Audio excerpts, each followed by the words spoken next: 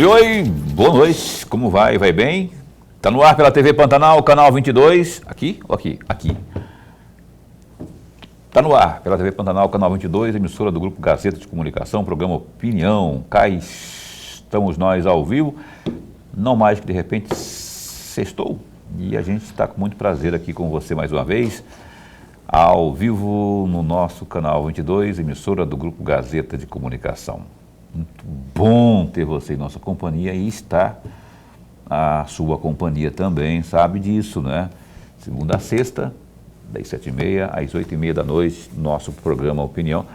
Eu contando os dias aqui, daqui a pouco a gente faz 6 anos aqui, Lorenberg não me aguenta mais, já falou aí para todo mundo. Para mim ele não fala que gosta de mim, mas ele vai lá pro Dorileu, rasga o verbo lá e todo mundo, fala para a Caroline ali. Mas eu gosto dele, o que importa é isso, né? E estamos 6 anos, daqui a pouco a gente faz 6 anos aqui e pode aguentar, Lorenberg, a gente vai esticar isso um bocadinho mais para... Mais 6 anos. É, no mínimo, né? No mínimo. Opinião está hoje com Johnny Everson, a bancada aqui, secretário de Cultura aqui de Cuiabá. Na verdade, o Johnny Everson, ele vem mais uma vez, já esteve conosco aqui, e é o secretário que é responsável pela parte da cultura aqui na capital de Mato Grosso, Abílio, o prefeito, quando ele foi eleito, e assim que assumiu, quando chamou, convidou o Johnny Everson, falou assim, ó, cara, eu sei que você canta e tudo mais, por estar envolvido aí já no meio cultural, você entende as dores, os anseios desta classe, não é? E principalmente aqui das nossas demandas, o que nós temos aqui para ofertar e para trabalhar para esse público. Então, eu tenho isso aqui, eu quero isso aqui. Você consegue fazer? Dá para fazer? Ô, Abílio, eu faço sim, eu vou lá e pegar esse touro pelo chifre aí. E pegou pelo chifre e está aí respondendo pela pasta. Pelo que eu estou sabendo, está dando tudo certo, porque o Abílio é enjoado, ele fala que se não tivesse já teria puxado a orelha. O fato é que o Johnny Everson está hoje respondendo aqui para a alegria dos cuiabanos pela cultura da gestão do Abílio. E vai responder ao longo do programa de hoje sobre essas questões todas, não é, que estão aí, tanto no papel, como aquelas que foram planejadas pelo prefeito, como aquelas que estão sendo executadas, que já foram entregues, enfim, tem muita coisa aqui para que a gente possa abordar ao longo do programa Opinião de hoje. Johnny Everson, que aliás é jornalista também, né? Não sei se você sabe, também é jornalista, que quando terminar lá ele quer vir trabalhar aqui com o apresentador, o comentarista da Opinião. Lorenberg, fique esperto. Esse rapaz aí. Muito bom tê-lo aqui, obrigado por aceitar. Rapaz, como é que foi o Guns N' Roses? Eu não pude ir, porque o Lorenberg também não pôde. Nós estávamos aqui no ar ao vivo, mas, pelo que eu vi, foi um sucesso total e aí houve esforço de muita gente. A nossa Secretaria de Cultura esteve também envolvida, não só do governo, na parte de segurança, enfim. Como é que foi lá? Como é que vocês estiveram envolvidos nesse histórico evento do Guns N' Roses aqui em Cuiabá, para começar o nosso assunto? Boa noite. Boa noite, Paulo Coelho. Boa noite, professor Lorenberg. Boa noite a todos que nos dá a honra da sua audiência aí em suas casas. Uma alegria estar aqui com vocês, falando de cultura, prestando contas, aí está totalmente aberto a todas as perguntas, não só aqui da bancada, como também dos telespectadores. A nossa participação nesse evento foi no sentido de dar conforto e segurança aos munícipes, né, e aos turistas, que por sua vez representaram um número de aproximadamente 25 mil pessoas para este evento. Um evento da iniciativa privada, que negociou diretamente com o governo do estado, uma vez que foi na Arena Pantanal, um evento de de mega porte, né? E ao município anfitrião coube a missão de assegurar todos os serviços públicos necessários para que a ordem se mantivesse como se manteve. tanto no trânsito, quanto na segurança das pessoas, quanto na organicidade ao entorno do evento, para que vandalismo não ocorresse, para que não incomodasse também o dia a dia dos munícipes, uma vez que uma cidade como Cuiabá, uma grande cidade como Cuiabá, ainda em construção de infraestrutura para receber com qualidade as pessoas, poderia gerar um certo caos, uma vez que recebe ali 25 mil pessoas no final de semana. De outro lado, Deus nos abençoou e superou todas as expectativas, né? Como vocês podem ter observado, esses turistas do show internacional Guns N' Roses não vieram só para a sexta-feira para assistir o show, né? Eles esticaram o final de semana para conhecer melhor a cidade, para ir no shopping, para ir nos pontos culturais e turísticos, deixaram aí uma renda importante que não gira no nosso dia a dia aqui, né? É uma verba externa que veio e enriqueceu aí os nossos espaços de comércio, que trouxe renda para muitas famílias que trabalham na economia criativa, que trabalham com aquele gourmet, que trabalham com aquele carrinho de alimentação. A Praça do Chopão, a Praça 8 de Abril, lotou, ficou lotada no sábado, explodiu de gente lá, porque é um ponto tradicional da nossa Cuiabania, as pessoas vieram conhecer isso de perto. Então, na Secretaria de Cultura coube a participação ao lado da Secretaria de Desenvolvimento Econômico, Secretaria de Ordem Pública, Secretaria da CEMOB, nessa organicidade, e também teve, como todo cidadão que gosta de coisas de qualidade, o direito a um camarote, onde os secretários do prefeito Abílio também confraternizaram e brindaram essa noite tão especial que marca um divisor de águas para a realização, para o segmento econômico dos grandes eventos na capital do estado de Mato Grosso. Que ótimo que teve, quando disseram aqui 25 mil pessoas que vieram, turistas que vieram para ver Guns N' Roses, eu pensei, opa, a hotelaria nossa vai bombar, o comércio local vai bombar, porque esse pessoal acaba tem que comer, tem que, não é? E vai passear, e Cuiabá tendo um centro histórico, né, uma cidade histórica, aliás, dos melhores do país, não é? Não sei quem foi que falou isso aqui outro dia, que nós somos uma das melhores, temos os melhores centros históricos do país. E aí vem essa turma toda, fazem, além da curtição ao show, fazem também esse turismo aqui, não é? Turismo cultural. Lorenberg, por favor. Secretário, antes de mais nada, registrar sempre a alegria de tê-lo aqui no nosso bate-papo. Todos nós ganhamos muito com a sua presença aqui. Obrigado. E o amigo telespectador, eu não tenho dúvida, já está ganhando e ganhando muito. Secretário, eu vou aproveitar uma frase última que o Paulo fez agora há pouco, que é a questão do centro histórico.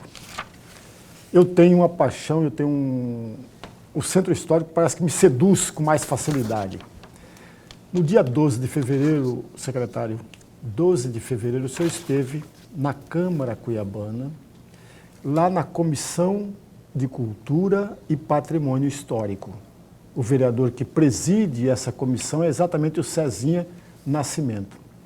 E naquela oportunidade, secretário, o Cezinha Nascimento, presidente da comissão, chegou a afirmar, isso no dia 12 de fevereiro, chegou a afirmar que o senhor estava estudando soluções para o centro histórico, soluções de médio prazo e longo prazo, para não deixar o centro histórico ser abandonado e para ocupar o centro histórico. E aí vem a minha pergunta. De lá para cá já se foram 9 meses, de fevereiro para cá, 9 meses.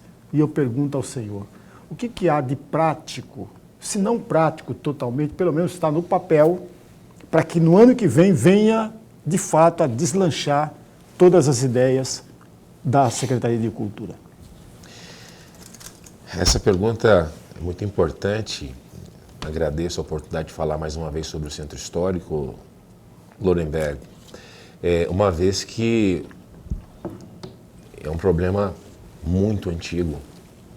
E constatou-se, né, com os últimos anos, que ao contrário do que nós imaginamos, ou imaginávamos pelo menos, o problema do centro histórico não é só da necessidade de grande monta de verba financeira para resolver todos os seus problemas, mais graves pelo menos, né? E aí aqui eu cito a questão dos restauros dos casarões, né, da preservação e do restauro do que já está em destruição, né? A fragilidade que se encontram com esse período de chuva, que sempre desmancha algumas paredes, põe em risco a comunidade. Então tem essa questão de investimento nessa parte, né, de infraestrutura, a parte das ruas, das calçadas, da fiação elétrica, que é uma vergonha, que está enfeiando a nossa cidade, o nosso centro histórico tão amado, tão querido, tão importante enquanto memória.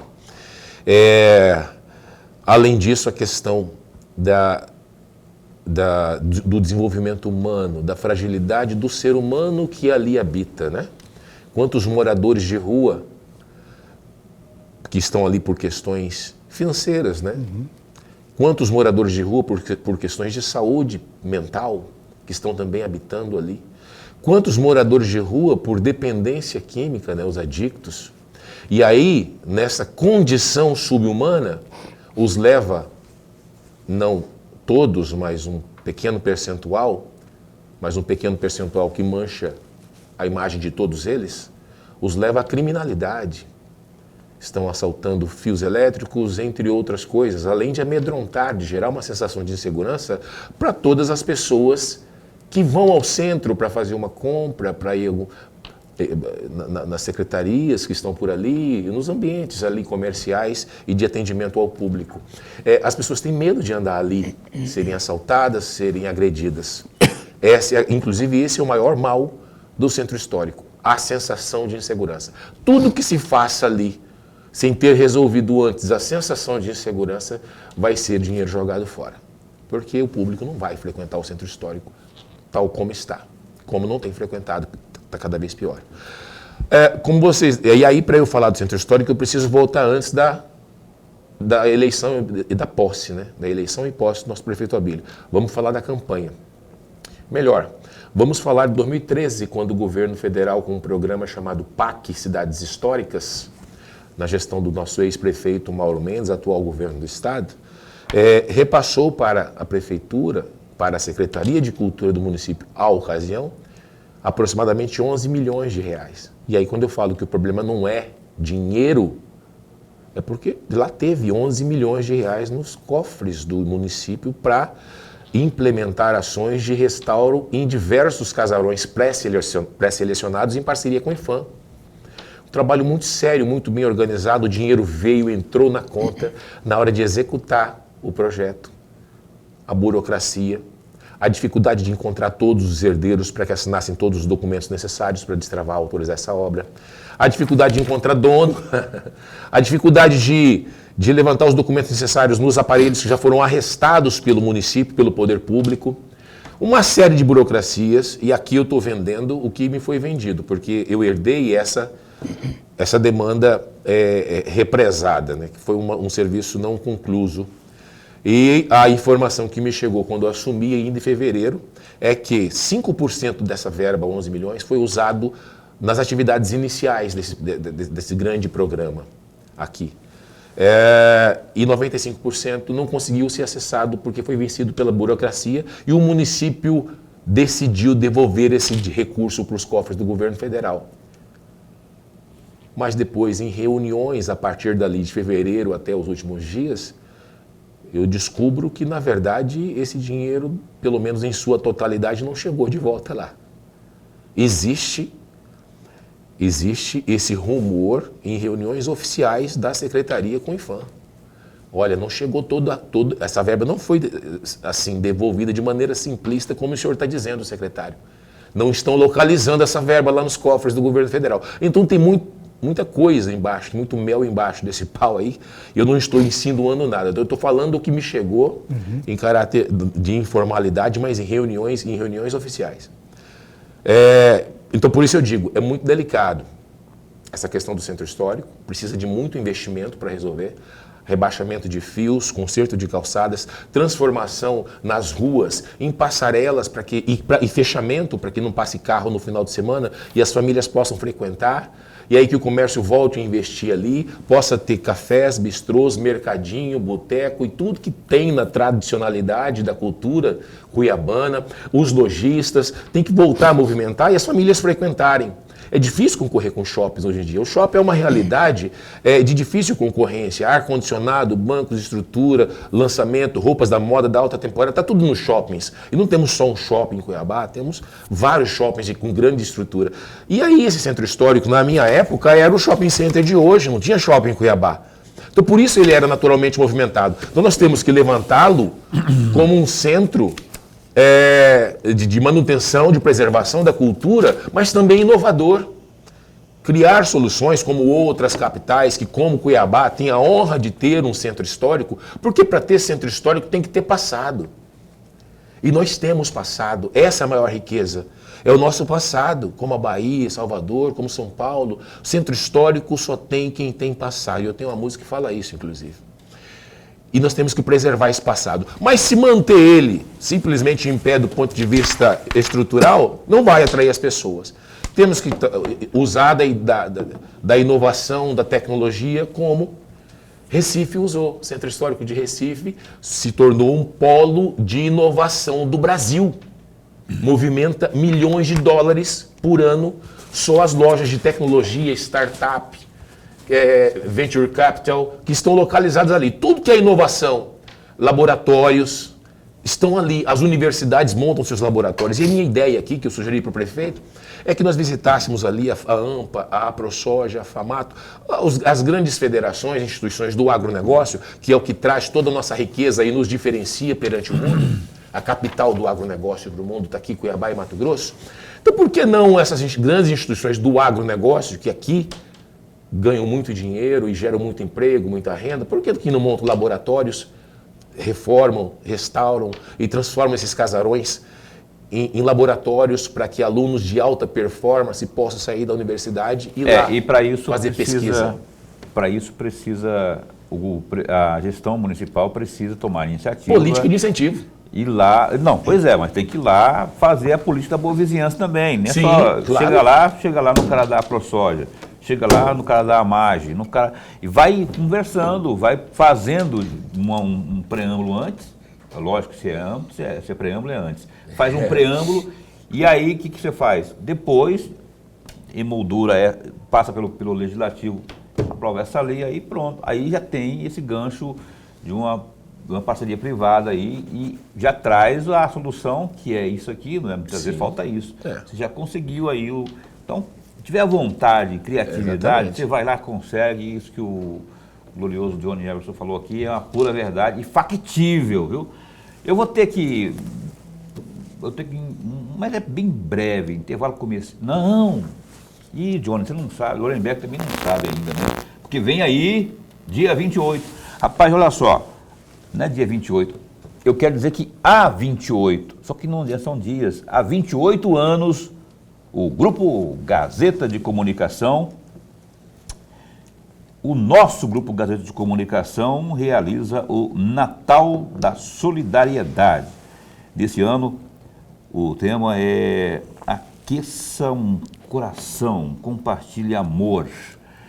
Tem as imagens aí para a gente mostrar também para quem está assistindo aí, Caroline, para a gente fazer com que as pessoas saibam o que significa essa campanha. Olha só, isso há 28 anos, eu estou dizendo para você que isso acontece há 28 anos que o nosso Grupo Gazeta de Comunicação, então, realiza o Natal da Solidariedade. Nesse ano, como dizia eu, o tema é Aqueça um Coração, Compartilhe Amor. Isso mesmo, compartilhamos amor em forma de doação para as famílias que realmente mais precisam. É tempo de união, esperança e solidariedade. Convidamos você a fazer parte dessa corrente do bem, com a consciência de que a cada doação você não está apenas entregando aí um item, mas sim um gesto de esperança. Você pode ajudar contribuindo principalmente com alimentos não perecíveis, como arroz, feijão, macarrão, óleo, açúcar, café e enlatados. Ainda tem roupas e sapatos que você pode doar, não é? Roupas e sapatos usados, mas em bom estado e limpos. para que possam ser utilizados aí de imediato. Estamos recebendo suas doações até o dia 12 de dezembro. Então, essas doações podem ser feitas na sede do Grupo Gazeta de Comunicação, na Rua Professora Tereza Lobo, número 30, no Concil. Informações podem ser adquiridas pelo 65-3612-6507 e 3612-6190. E ainda em todas as lojas Moda Verão, no Rotary Clube do CPA e na Escola Modelo, lá no bairro Industriário 1. Então, nós estaremos lá. Aliás, nós já estamos dentro, não é? Estamos convidando você também a integrar essa rede de solidariedade do Grupo Gazeta de Comunicação. O Opinião dá um pequeno break e volta já já.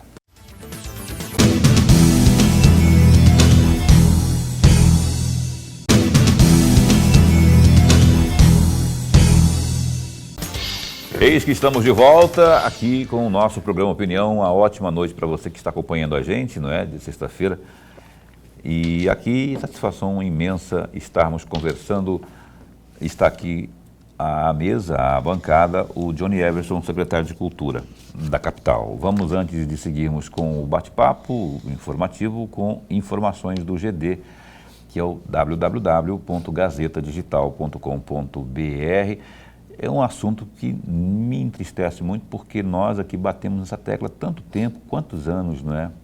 Mas a violência contra a mulher continua acontecendo. Olha o que está no GD, por exemplo.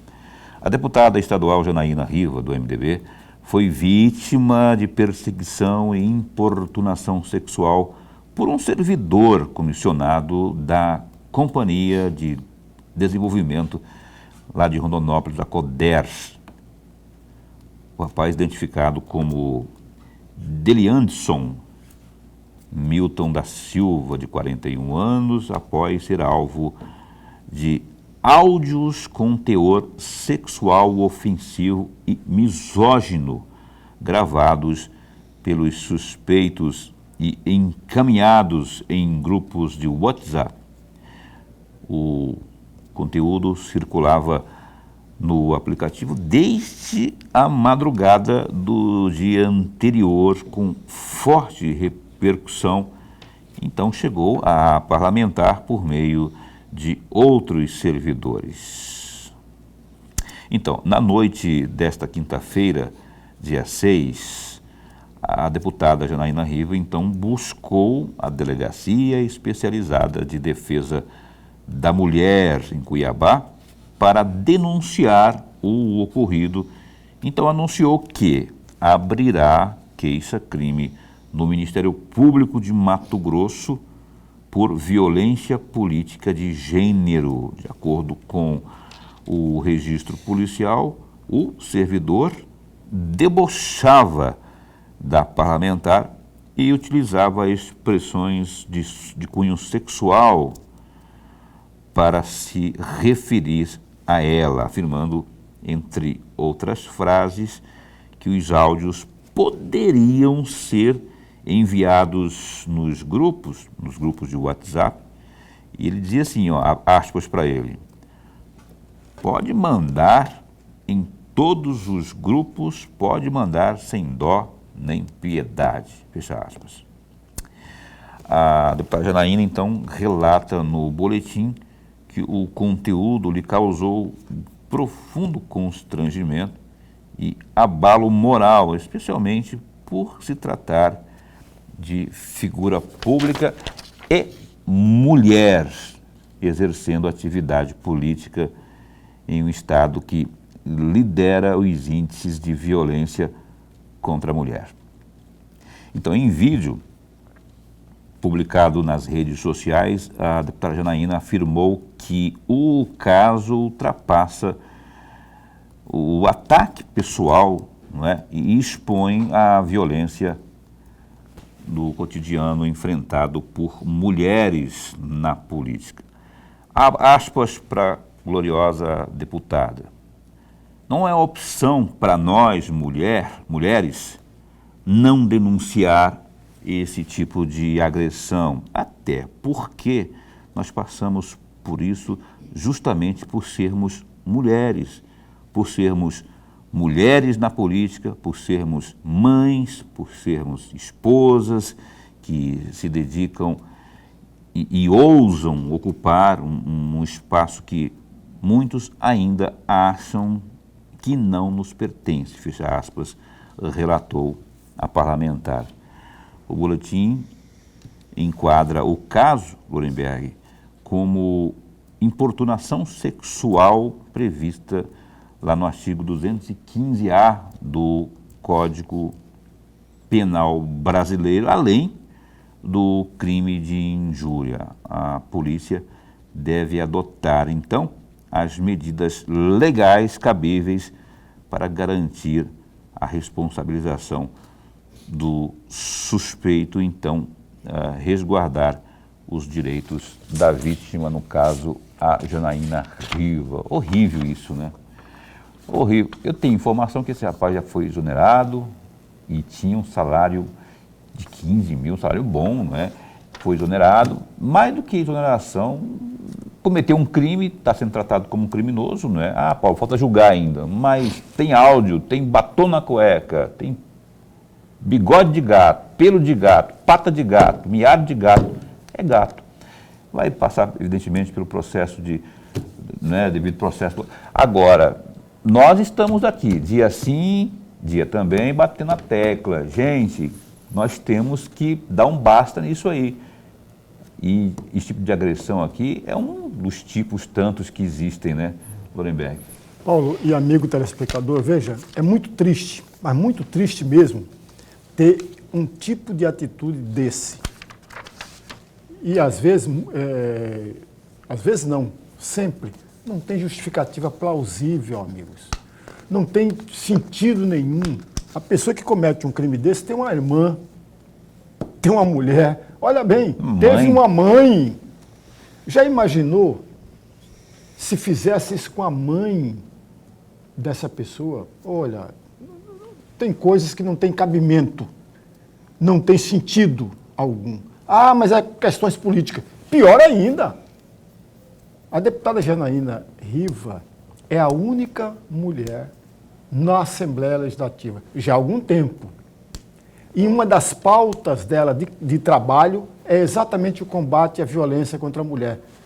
Ela vítima de uma violência sem tamanho, amigos. Olha, é complicado isso, é difícil isso, de você não estar junto da deputada, não porque ela é deputada, mas porque essa violência não tem sentido, amigos. Não tem como, não tem lógica. Por mais que alguém venha me dizer e me explicar que tenha, eu não vou conseguir entender isso. Não vou conseguir entender. Porque isso não se faz com ninguém. Todos nós tivemos mães, tem muita gente que tem irmãs, tem muita gente que tem filhas.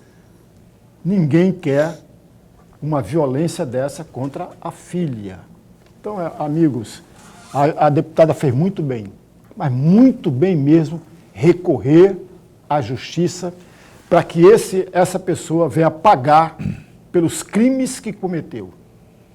E que fique de exemplo isso aí, tá? A polícia está atenta, as forças de segurança estão atentas, e o exemplo que a Janaína deu de denunciar, de não ficar quieta, de não engolir isso aí, que sirva também de exemplo para outras tantas. Você que está assistindo aí, que ouviu isso em algum canto, ou que está tomando conhecimento agora, aqui no programa Opinião, também mire-se no exemplo de Janaína nesse aspecto de não se calar, de procurar seus direitos. Nós não podemos tolerar isso, achar que é normal. Não é normal, não. Esse tipo de crime, desse artigo do Código Penal, esse artigo está sendo repetido o tempo todo e às vezes a gente acha que é normal. Não é? Eu particularmente já falei aqui, já teve uma delegada. O que fez aqui? Foi um juiz. Eu falei, e falo de novo, eu mudei de uns 15 anos para cá, nem piada de mulher. Lembra que as piadinhas machistas que a gente faz? Tem um grupo reunido, mulher no volante, ou coisa do tipo, né? Não mais, porque não quero graça. Porque, primeiro, por questão de consciência. E eu não vou fazer algo que eu não concordo. Então, eu acho que cada um tem que fazer. E nasce daí, dessas piadinhas aí, daqui a pouquinho você fala aí no off com alguém, ou grava uma piadinha no zap, que nem esse rapaz fez, aí fala alguma coisa, vai dar ruim. Não faça isso, né? Então, solidariedade aí à gloriosa Janaína, por conta disso, não é? O que foi, minha filha? Você está falando comigo no ponto? Então, faça que nem a Janaína, não tolere, não é? Não deixe as coisas do jeito que estão achando que é normal, que é ficar calado, entendeu? E esse ponto, anote aí, especialmente em Mato Grosso, virá à tona, vai ser ponto de discussão na política, ainda mais se os candidatos aí ao governo, aos cargos majoritários, forem os que nós estamos vendo aí. Tem gente que vai ter que se explicar, e muito. Olha só, a Caroline, querida Caroline, está dizendo que eu tenho que ir ali de novo, né? Mas a gente volta num minuto e meio. Instante só.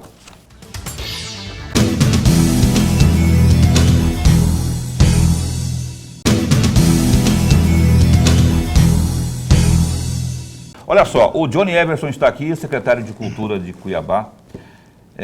Estávamos conversando no primeiro bloco, e o segundo bloco vamos falar aqui do caso da Janaína, que deixa qualquer um indignado de fato, mas agora vamos retomar aqui a questão da cultura. O Johnny falava aqui no começo do programa de uma baita de uma iniciativa, de uma ideia deles lá, que eu torço para que saia do papel, que vire realmente uma política aplicada na cultura de Cuiabá, que é essa parceria com a iniciativa privada, notadamente com o pessoal da nossa produção agrícola, se é que você me entende, que não é nada fraca, pelo contrário, né? Imagina esse pessoal associando. Atenção você aí, grande produtor, a Mage, pessoal da ProSoja, esses grandes, associe o nome a coisa positiva, que é a nossa cuiabania, a nossa cultura cuiabana, o nosso centro histórico. Imagina eu aqui, Lorenberg, a gente comentando aqui, ó, queremos parabenizar a empresa tal, a empresa por estar incentivando, isso agrega valor ou não? Eu penso que sim, né? Johnny, a propósito da questão do Centro Cultural ainda, do Centro Histórico de Cuiabá, por que, eu vou dar uma sugestão aqui, que não estou inventando a roda, mas por que vocês também não optam por transformar as noites nos calçadões ali em noites culturais no sentido musical? Nós temos uma vasta legião de cantores muito bons, a qualidade dos cantores aqui de barzinhos de Cuiabá é excepcional. Eu já fui boêmio, eu sei do que estou falando.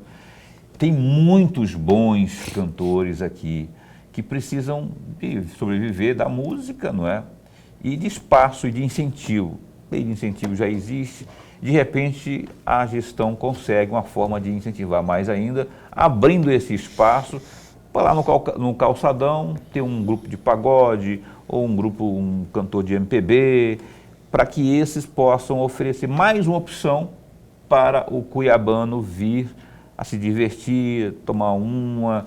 Aí lá você coloca banheiro químico, coloca o policiamento da Chiquito lá, da secretaria dela, da Juliana, mais guarda, mais o CEMOB para organizar.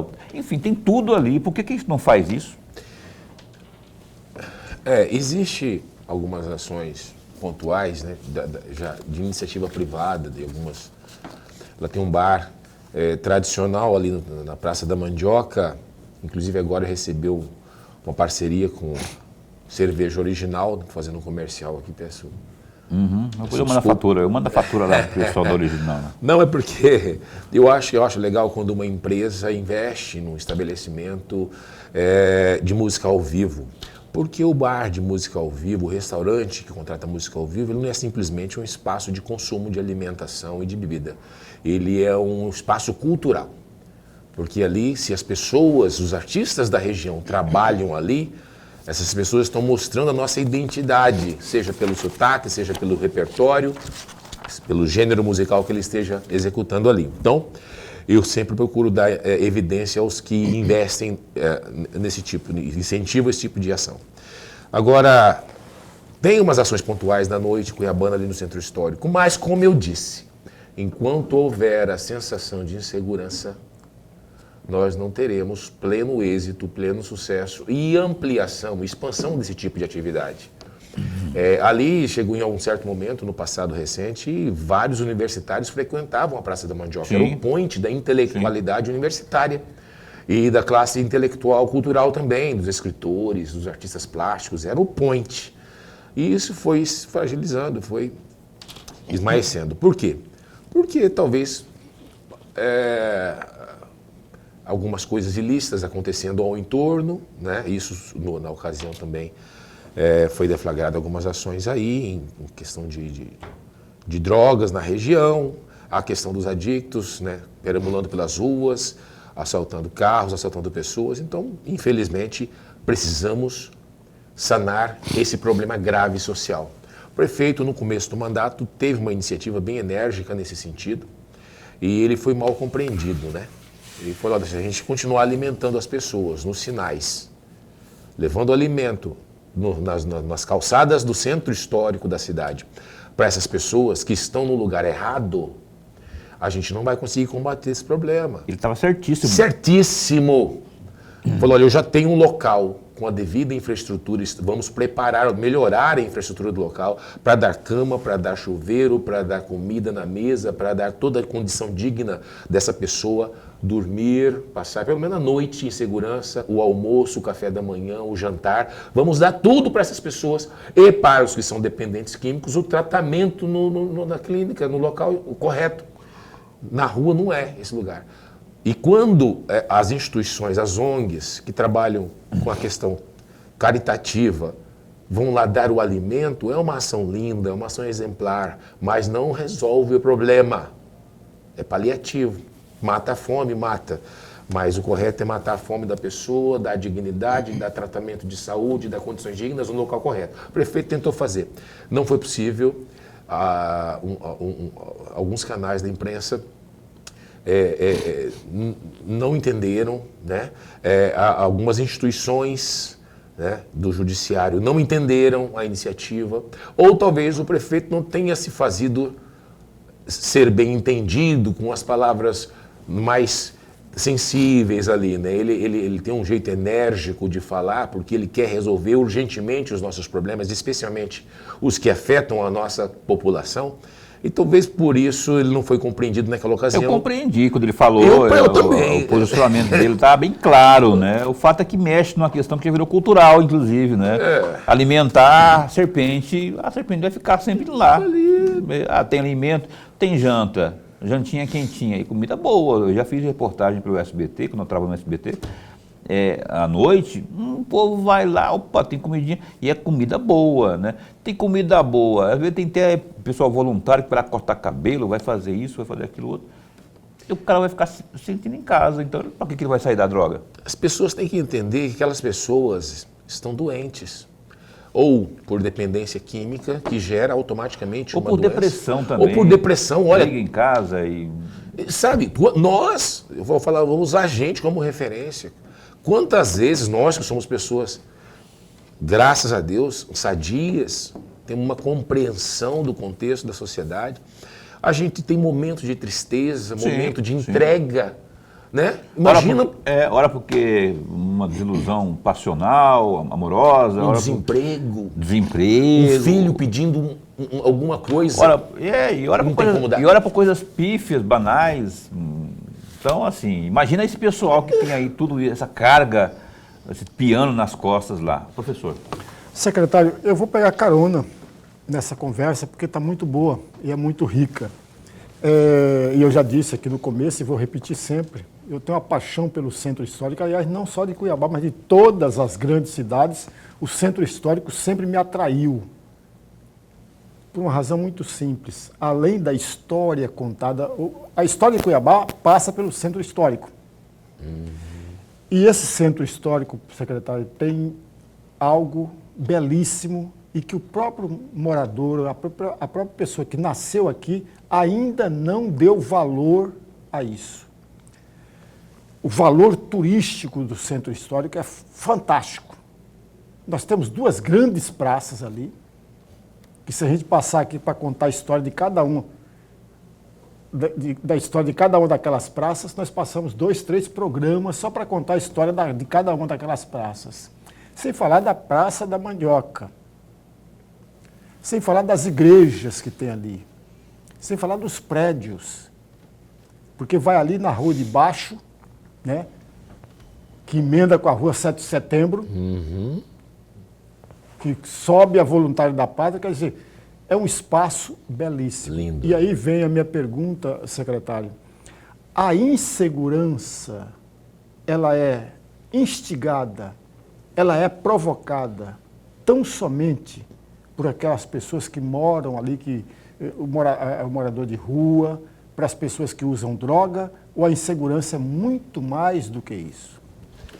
Segundo alguns relatos aí de algumas reuniões que tive a honra de participar com outras instituições, inclusive quero mandar um abraço aí para o Coronel Marcelo, que é o coronel responsável, o comandante, ele é responsável pela segurança do Centro Histórico e tem feito um trabalho incansável.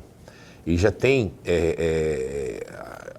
já é perceptível a presença da Polícia Militar ali no Centro Histórico, a cavalaria, alguns policiais no contraturno, então já tem melhorado.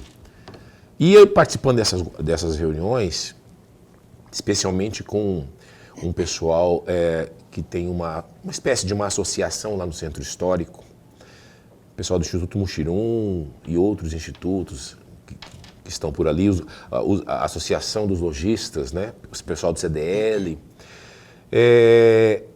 Não é só os moradores de rua e os adictos. As pessoas que alimentam a dependência química dessas pessoas estão por trás disso. Essas pessoas não moram ali. Ali tem tinha, né? Que inclusive a polícia já foi lá, a ordem pública já foi lá, já teve uma ação incisiva da polícia e que fechou boca de fumo, fechou ponto de receptação de cobre, de metais que são roubados nesse centro histórico. Meu carro foi furtado dele uma placa. A placa, eles roubam placa de veículos lá porque esses pontos de receptação pagam por isso, ou então alimenta o vício deles em troca disso.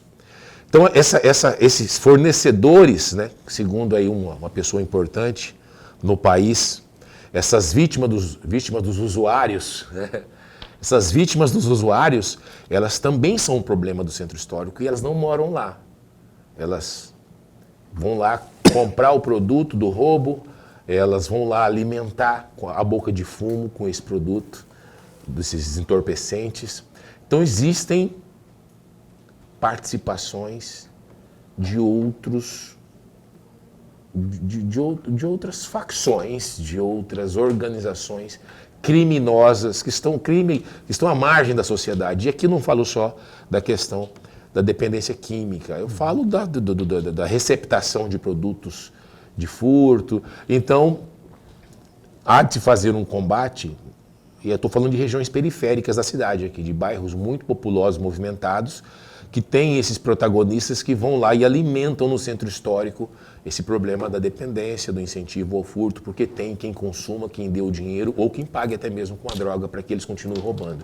Então é um problema que está sendo investigado, está sendo já combatido de maneira incisiva. E aí, uma vez resolvendo essa questão da insegurança que amedronta os moradores ali do Centro Histórico, eu até acho que ele não era nem lugar mais para ter morador, sinceramente, desculpa. É uma visão bem particular minha, porque eu conheço um projeto, por exemplo, que trabalha no restauro de alguns casarões para transformar em moradia popular. Projeto com verba internacional, em parceria com o governo do Estado. E aí, quando eu tomei conhecimento desse projeto numa reunião, numa audiência pública no Ministério Público, eu fiquei me perguntando, mas o Centro Histórico não é mais um espaço de moradia, ainda que possa morar pessoas lá e tal. Mas se a gente quer, por exemplo, fomentar para que novos bares, novos restaurantes, novas casas de shows, novos bistrôs, novos pubs, como os grandes centros, né, do mundo, ocupem, a gente vai ter um problema com a lei do silêncio. Se vai ter morador ali ao lado de um pub, Ah, mas ele vai ter tratamento acústico. Mas sempre vaza um som, um barzinho com música ao vivo, vaza um som. Estipula regras. Tudo ali tem que ser um espaço de comércio. Mas estipula regras. Eu acho que é fácil isso aí. Só não colocar som muito alto, o pessoal é só ambiente. E horário também, ó. Vai ficar até 2 horas da manhã com um som alto. Porque só... E como não é um ambiente residencial, não é uma zona residencial, mais um pouco mais de tolerância. Dá para fazer sim, gente. Quando eu fui presidente da Ordem dos Músicos do Brasil, eu participei de um enfrentamento aqui pesado em 2017, porque prenderam equipamentos de músicos lá no Centro Histórico, num barzinho do Centro Histórico, que só tocava jazz. Os caras que tocam jazz, bicho, eles estudam 10 horas por dia. O instrumento, uma guitarra que toca jazz, as baratas são 30, 40, 50 mil reais. Então, assim, eles foram tratados durante uma batida da ordem pública na ocasião, por conta da lei do silêncio, com uma denúncia de um morador vizinho. Foram tratados como se fosse uma betoneira do lado de um hospital, fazendo um barulho insuportável, levando a traumas aí os pacientes daquele hospital. Não era o caso, porque quem estava naquele bar foi em busca de som. E aí, se você vai lá dentro do bar medir o volume, o limite dos decibéis, que é uma conversa dessa, eu que falo alto por natureza, eu já estou ultrapassando os decibéis que a lei estipula aqui. Então, parece brincadeira, mas é verdade. Mas é isso mesmo. Então, assim, a gente tem que ter bom senso, fazer as regras. Ô, Johnny, eu preciso de caminhar para o final do programa, mas eu queria saber de você. Você viu que eu converso muito, né? Desculpa. Não, mas é assim que tem que fazer mesmo. Você veio para cá para conversar mesmo. Você fica muito tímido, fala, esse cara não tem o que fazer. Não, esse cara não tem o que falar. De repente eu falei aqui que ele está dando conta do recado, mas eu acho que eu... E pelo contrário, a gente sabe. Eu queria, a propósito, para encerrar o programa aqui, para não dizer que não falei das flores, eu preciso muito de abrir um espaço para que você fale de coisas que a gente não abordou aqui, rapaz, porque senão fica coisa importante de fora aí. Eu tenho pouco tempo para que você fale de feira cultural, sabor e arte, que mais? Revitalização lá do centro, já falamos de revitalização do centro histórico, financiamento, que não tem mais a Paulo Gustavo, mas como é que está a questão dos incentivos? É o Aldir Blanc agora, né? Agora é o Aldir Blanc. Como é que vocês estão fazendo esse tipo de trabalho para incentivar lá? E alguma coisa que eu não tenha, a Lorenberg e eu não tenhamos perguntado, que você falasse em 2 minutos e meio. Tá bom. Então eu vou só falar, vou só para fechar a questão do Centro Histórico, uma grande ação do governo do Estado por meio da Secretaria de Turismo, em parceria com o Instituto Cor de Mato, que eu tenho a honra de ter fundado em 2005, dentro da Federação da Agricultura e Pecuária, para fazer grandes eventos, na época a gestão do Romero Pereira, deputado. E hoje é um instituto que trabalha na área cultural, na área de desenvolvimento econômico, na área de turismo, na área de ciência e tecnologia, na área de mineração. Cresceu o instituto e caminha a passos largos aí. E ele desenvolveu um projeto ao lado do governo chamado No Coração de Cuiabá, no sentido geográfico, que é o centro histórico da cidade, é o coração da cidade, mas também no sentido cultural, de pertencimento, de amor o que é nosso. Então o coração tem duplo sentido, o sentimento. E esse projeto fez o primeiro ciclo, entregou um lindo documentário, onde mais de 90 artistas e 400 trabalhadores da cultura aqui de Cuiabá aparecem nesse documentário. São pessoas até então invisíveis, porque foram selecionados por edital, não foram os mais famosos necessariamente, mas aqueles que se inscreveram e preencheram os pré-requisitos. E aí fomentou muito o setor, eles trabalharam e foram gravados nas ruas, nos calçadões, nos coretos, nas praças do Centro Histórico, para mostrar que ali tem muito a ser explorado, está horrível, mas tem condições de ser restaurado, de ser resgatado, como diria o Abílio.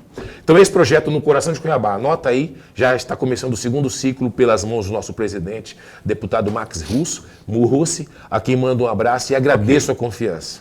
É um projeto do município, do governo e do Instituto Cor de Mato e de todos os artistas de Cuiabá. Segundo... Para encerrar, num espaço de 20 segundos. 20 segundos. Aguardem o maior projeto de música do Brasil. O maior projeto de música dentro das escolas municipais do Brasil será a realidade das escolas municipais, será implementado nas escolas municipais de Cuiabá em 2026. Aguardem melhores informações, eu volto para falar com exclusividade com vocês sobre isso. Compromisso, hein? Não vai ficar... O maior projeto em volume de alunos atendidos no Brasil serem implementados em Cuiabá em 2026? Ok, vamos aguardar, vamos cobrar, inclusive. Eu cobro, Lorenberg é chato também, ele cobra. Johnny Everson, muito obrigado por ter vindo, secretário de Cultura de Cuiabá, não tem mais tempo, horário de rede, temos que obedecer. Obrigado, esse espaço segue a postos para bem informar. Eu que agradeço, Paulo, eu que agradeço, Lorenberg, eu que agradeço a toda a audiência, a honra e a oportunidade de falar da cultura cuiabana. Verdade, então a gente agradece também, nós todos agradecemos, um beijo aí para Neivani, dos Criadores, tem o pessoal, Carla, Cristina, lá do Dom Aquino, Jonas, a Silvanir também, lá do Araés, obrigado por estarem conosco, segunda-feira. Até A gente segunda-feira. se encontra aqui no Opinião. Olha, o Samir japonês é vereador por Várzea Grande. Ele vai estar aqui com segunda. Rapaz, estão brigando lá. Ainda vereador com prefeita. Está um quiprocó no PL. Gente, botar ordem na casa aí. O povo quer resultado. Falta água, falta um monte de coisa. Ruas buracadas, vazamento de água, transporte que estão. Não vou nem falar palavrão, porque eu vou encerrar o programa agora. Mas vamos tomar atento. O Samir vai estar aqui, a Flávia Moretti foi convidada para quinta-feira. Vamos conversar mais a miúde sobre isso aí. Segunda-feira a gente se encontra aqui com a opinião. Bom fim de semana para você, viu? Se cuida. Fica bem, fica com Deus também.